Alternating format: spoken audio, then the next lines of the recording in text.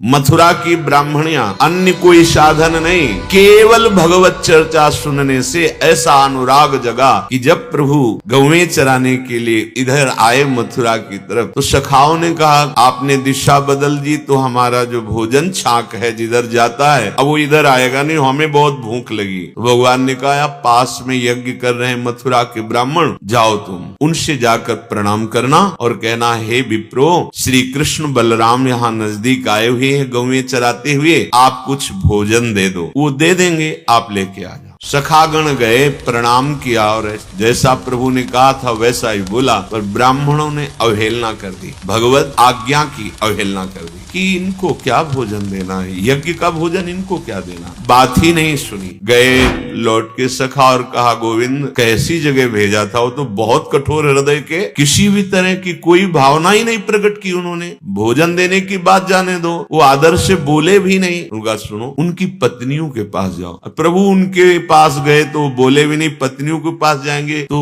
क्या हो जाएगा। नहीं नहीं, उनसे हमारा संबंध है, वो हमारी चर्चा सुनती हैं, इसलिए उनके हृदय में हमारे मिलन की व्याकुलता है। जाओ तुम। गए, साष्टांग दंडवत की और कहा श्री कृष्ण बलराम आए हुए हैं, वो थोड़ा भोजन चाहते। बस वो तो प्रेम मगन होकर सुंदर सुंदर थालों में भोग सामग्री लेके चल पड़ी, रोकने पर भी नहीं रुकी और भगवान के समीप गई। ये किसी साधना का फल नहीं। ब्राह्मणों को जब बाद में पता चला तो अपने को धिक्कार दिए कि मैंने तो बाल्यावस्था से शास्त्रीय संस्कार सब किए, यज्ञोपवीत संस्कार, गायत्री अनुष्ठान, वेदाध्ययन, यज्ञ आदि, और स्वयं यज्ञ भोक्ता भगवान ने भोग मांगा और हमने अवहेलना कर दी। धिक्कार है हमारी विद्वता को, हमारे अनुष्ठान को। लेकिन मैं सौभाग्यशाली हूँ कि मुझे ऐसी पत्नी मिली जिनको भगवत साक्षात्कार हुआ। केवल कथा सुनने मात्र से भगवत प्राप्ति।